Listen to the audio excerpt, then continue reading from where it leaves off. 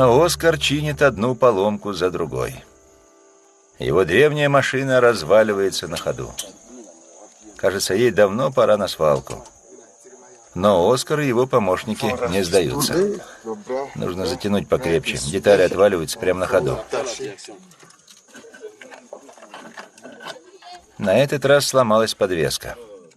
То есть машина практически потеряла управление.